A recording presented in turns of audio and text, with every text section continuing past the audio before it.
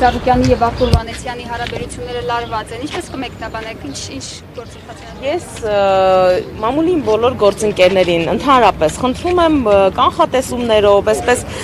բախտագուշակությունների շարքից հրապարակումներով հանդես չգալ։ Եթե կա ինչ որ հարցի հետ կապված ճշգրտման անհրաժեշտություն, պարզապես կարող են զանգել, կարծում եմ կամ ինձ կամ պարոն Վանեցյանի լրատվական ծառայություն, եթե խոսում ենք այս դեպքում այս հրապարակման մասին, որևէ դեպքում որևէ հակասություն պարոն Ծառուկյանը չունի որևէ այսպես գործակցող կողմերի հետ, ինչպես գիտեք, արդեն 3 կուսակցություններ տարածել են հայտարարություն, Հայ հեղափոխական դաշնակցություն, Հայրենիք եւ Մեկ Հայաստան կուսակցությունների այսպես ղեկավար կազմերը հայտարարությամբ են հանդես եկել աջակցություն Բարգավաճ Հայաստան կուսակցության նախագահ Գագիկ Ծառուկյանի եւ մեր գործակցությունը շարունակվում է շատ արդյունավետ կերպով։ Տիկին Տոյան, այսօր պարոն Ծառուկյանը դատական նիստին մասնակցելու է։ Իհարկե մասնակցելու է։ Իսկ արդեն սկսվել է դատական նիստը, պարոն Ծառուկյանը դատարանում է։ Մենք բոլորը սպասում ենք հիմա պարոն Ծառուկյանին։ Այսինքն խոսակցություններ կան, որ հնարավոր է հետևի մուտքով պարոն Ծառուկյանը գա դատարանա։ Ես չգիտեմ կոնկրետ որ մուտքով կգա, բայց պարոն Ծառուկյանը մասնակցելու է դատական նիստին։ Դեռևս չսկսվել նիստը։ Տիկին Տոնյան, պարոն Ծառուկյանը բազմաթիվ անգամներ հայտարարեց, որ շինծու է սարքած գործը, ինչ ակնկալիքներ կան դատարանից, այսինքն ինչ սպասումներ կան։ Մենք այնուամենայնիվ դատական մարմիններից եւ դատարանից անաչառ քննություն ենք ակնկալում։ Մենք հույս ունենք, որ այնուամենայնիվ արդարադատության կայացմանը միտված մարմինը պետք է կատարի իր գործառույթները, անկախ նրանից, որ մենք սա դիտարկում ենք որպես քաղաքական հետապնդում եւ այս փաստը ապացուցող բազմաթիվ հանգամանքներ մենք արդեն իսկ մատնանշել ենք, այնուամենայնիվ մենք հուսով ենք, որ դատարանը կիրականացնի քննություն, արդար քննություն, ուսումնասիրվեն բոլոր փաստերը, այս դեպքում ավելի շատ դրանց բացակայությունը, որովհետեւ որևէ իրավական այսպես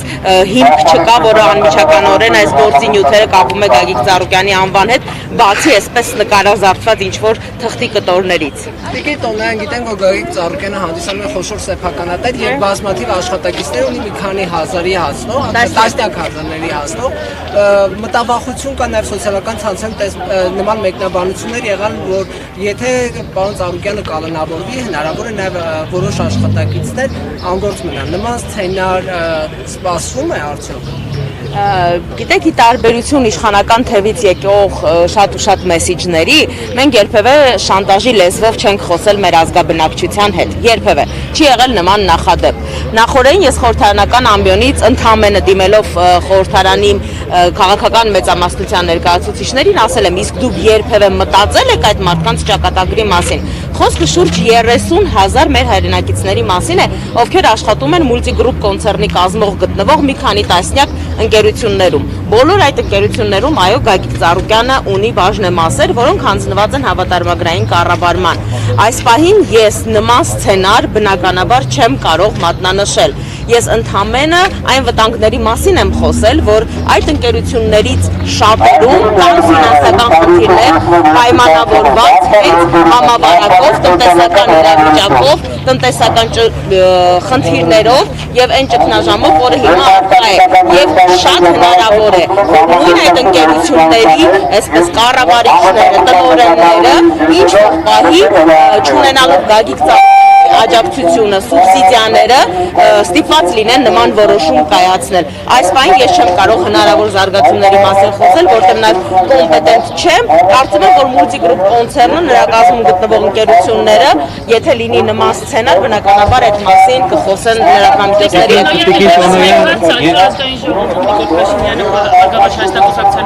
ասաց, որ հայ ժողովուրդը խազակնի վրա հիմնված քաղաքական գործունեություն ծավալների բզերից դուրս եւ այս դահլիճից դուրս է շպրտելու, այս հայտարարության մասին ինչ կմտածեք եւ ինչպես կմեկնաբանեք։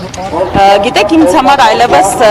դադարել է տարօրինակ լինել Նիկոլ Փաշինյանի լեքսիկոնն ու տերմինոլոգիան, որով ինքը խոսում է քաղաքական ուժերի եւ քաղաքական ուժերի ներկայացուցիչների մասին։ Մեզ արդեն քաջածանոթ են փաստորեն ասֆալտին փռելու, պատերին ծեփվելու եւ նմանատիպ այլ ձևակերպումները, այսօր դրանց նաեւ ավելացել է դահլիճից դուրս շպրտվելու տերմինոլոգիան։ Այնտեղ ես մի տերմինոլոգիա էլ տեսա, որ իրենք պատրաստվում են իրենց հանդեպ քննադատությամբ հանդես եկողներին սովորեցնել, թե ինչպես պետք է խոսել։ Մի խոսքով, շնորհակալություն իհարկե, բայց Ներեցեք պատասխանում եմ ես ձեր գործընկերոջ հարցին։ Շնորհակալություն։ Ինձ համար այլևս դադարել է տարօրինակ լինել, ինչ վերաբերվում է հնչեցրած գնահատականներին, քանի որ դրանց մեջ բովանդակային առումով արձագանքելու որևէ բան չեմ տեսնում, ընդհանրապես կասեմ հետեւյալը.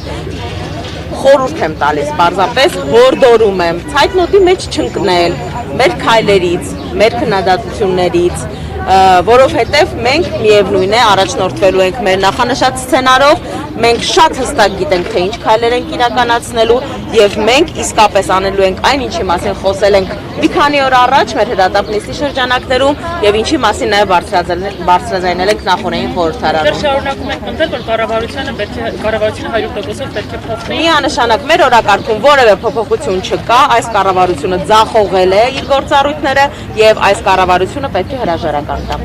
Տիկին Տոնոյան, ի պաշտպանություն Գագիկ Ծառուկյանի 3 մուլտիգրուպ տարբերանշանով բեռնատար մեքենաները փակել էին Աճարյան փողոցը եւ ընդդուք մինչեւ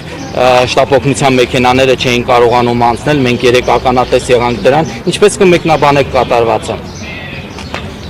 Հաջորդ հարցը կարդալու կարիք չկա։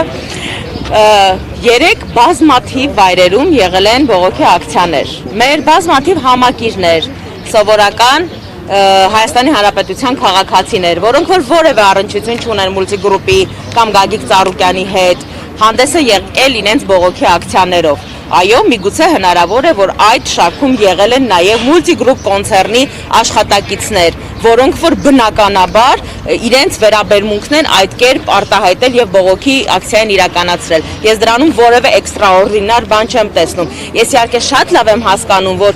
իշխանությունը այսպես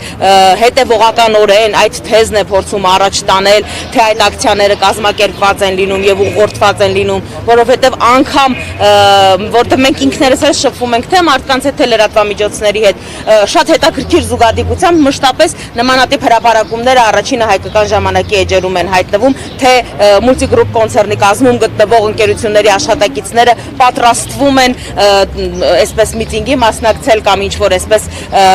քայլեր իրականացնել։ Այնպես որ որևէ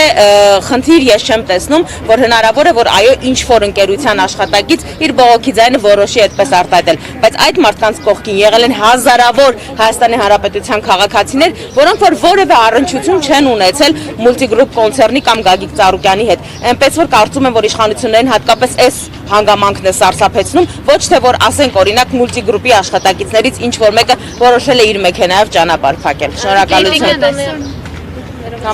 Եթե այնպես ստացվի, որ դատարանը որոշի կալանավորել պարոն Ծառուկյանին, բացի իրավական քայլերից, ինչի ենթադրում եմ կանի պաշտպանական թիմը, իր ԲՀԿ-ականների ինչ է պատրաստում անել, ցույցեր, բողոքի ակցիաներ պլանավորած ինչ ունեք, հաշվի առել եք։ Հարգելիս բնակչությունների անհետաքրքրության պայմաններում մենք որևէ դեպքում չենք կարող հանրահավաքներ իրականացնելու կոչով հանդես գալ եւ մենք երբեւե այս ժամանակահատվածում նման կոչով հանդես չենք եկել երբեւե, որովհետեւ մեզ համար կարեւոր է մեր ազգաբնակչության, մեր հայրենակիցների առողջությունը։ Արտակարգ դրության ավարտից հետո թե ինչ քայլեր մենք կձեռնարկենք, բնականաբար մենք օգտագործելու ենք ամբողջ գործիքակազմը։ Հարկ եղած դեպքում կազմակերպվելու են եւ հավաքներ, եւ հանրահավաքներ, եւ պայքարի բոլոր ուղիներն էլ մենք օգտագործելու ենք։ Արտակարգ դրության պայմաններում մենք նման գործընթաց բնականաբար չենք կարող նախաձեռնել։ Սակայն այսօր ես խորհրդարանում արդեն իսկ հայտարարեցի, որ մենք պատրաստվում ենք դիմել սահմանադրական դատարան, որպեսզի կառավարության որոշման համապատասխան դրույթի իրավաչափության հարցը այսպես հստակեցնելու անհրաժեշտություն ենք մենք տեսնում, որը վերաբերում է արտակարգ դրության պայմաններում հանրահավաքներ, հավաքներ կազմակերպելու կառավարության որոշմանը։ Տոնոյան, վստահություն կա դատարանի նկատմամբ։ Ես համենայն դեպս որպես անուղղելի լավատես հույս ունեմ, որ դատարանը կիրացնի իր հիմնական գործառույթները, ասել է թե արդար դատաքննություն կիրականացվի եւ արդար որոշումներ կկայացվեն։ Տիկին Տոնոյան, այն բանի վերաբերյալ, որ դուք միջնորդել եք, որպեսզի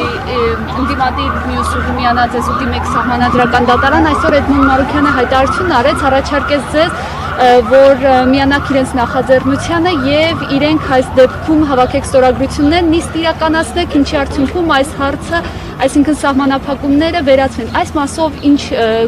ինչպես կմեկնաբանեք եւ նաեւ մեկ այլ հարց ունեմ, այն նախաձեռնության վերաբերյալ, որը դուք եք իրականացնում քննիչ հանձնաժողով ստեղծելու, Մարուքյանն ասաց, որ իրենք կմիանան ձեզ միայն մի պայմանով, այն է, որ հանձնաժողովի նախագահը լինի իրենց կուսակցության ներկայացուցիչը, սրան եւս կուզեմ անդրադառնալ։ Մենք դեռևս Լուսավոր Հայաստանի մեր գործընկերների հնչեցրած տեսակետները խմբակցությունում քննարկելու հնարավորություն չենք ունեցել, որտեղ ինչպես գիտեք, մենք այսօր բոյկոտել էինք խորհրդարանի նիստը եւ խորհրդարանի աշխատանքներին չէինք մասնակցում, բնականաբար տեղյակ ենք պարոն Մարուքյանի այսպես թե առաջարկին, թե հնչեցրած տեսակետներին, ես ինքս անձնապես կարող եմ այս հարցի հետ կապված իմ տեսակետը ասել, որտեղ խմբակցության պաշտոնական տեսակետը մենք կներկայացնենք վաղ այս հարցի հետ կապված։ Ես ինքս որևէ խնդիր չեմ տեսնում, որ քննիչ հանձնաժողովի նախագահը լինի Բարգավաճ Հայաստան խմբակցությունից կամ Լուսավոր Հայաստան խմբակցությունից։ Այստեղ բացարձակապես ամբիցիաների խնդիր չկա, կարևորը այն գաղափարն է, որը մենք ուզում ենք կյանքի կոչել, ասել է թե խորապես եւ հիմնավորապես ուսումնասիրել կորոնավիրուսի կանխարգելման գործընթացի հետ կապված մանրամասները, իրականացված աշխատանքները, շատ դեպքերում դրանց բացակայությունը, որովհետեւ դրանք կամ չեն իրականացվել կամ ուշացումով են իրականացվել, որի համար նաև նախարար Արսեն Թորոսյանը ներողություն խնդրեց հանրությունից, այնպես որ ես ինքս անձնապես որևէ խնդիր չեմ տեսնում, որ պարոն Մարուքյանը, ինչպես պարոն Մարուքյանն է ասում, Լուսավոր Հայաստանից լինի աշխատանքային այդպես քննիչ հանձնաժողովի նախագահը, բայց մենք կքննարկենք խմբակցությունում եւ վաղը հանդես կգանք հայտարարության պայքարով։ ՍԴ դիմելու վերաբերյալ խոսքը հավաքների սահմանափակման է։ Մենք արդեն նշեցինք, որ մենք հանդես ենք գալու նման նախաձեռնությամբ, այս դեպքում մենք ունենք Լուսավոր Հայաստանի մեր գործընկերների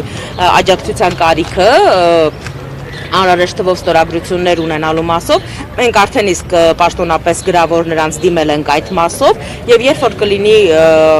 անհրաժեշտ քանակով ստորագրությունները թվով 27, մենք կդիմենք սահմանադրական դատարան։ Նախաձեռնությանը, որ այդ մասով նիստ հրավիրվի, կարծում եք դա հնարավոր սցենար է, որտեղ այդ դեպքում անհրաժեշտ է լինելու նաև իշխողուշից ինչ որ ձայներ, որպեսզի մենք այդ մասով դեռևս քննարկում չենք ունեցել, անկեղծ ասած։ Նաև ասացիք, որ պատրաստվում եք անվստահության հայտնելու process սկսել դատախազի հանդեպ,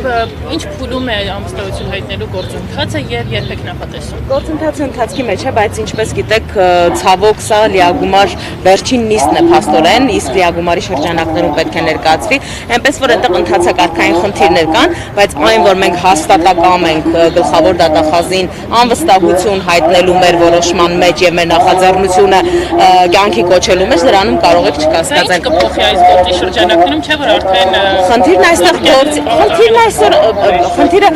հավատացեք, խնդիրն այստեղ պարոն Ծառուկյանի հետ կապված քրեական գործը չէ։ Խնդիրն այստեղ սկզբունքայնությունն է, իսկ այս դեպքում գլխավոր դատախազի դեպքում սկզբունքայնության բացակայությունը եւ ընդհանրապես այն հանգամանքը, որ նույն օրենքի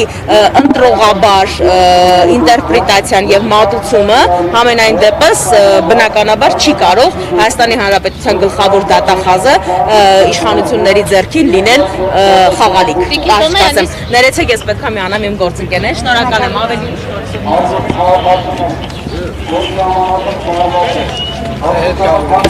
Մեզանից միացեք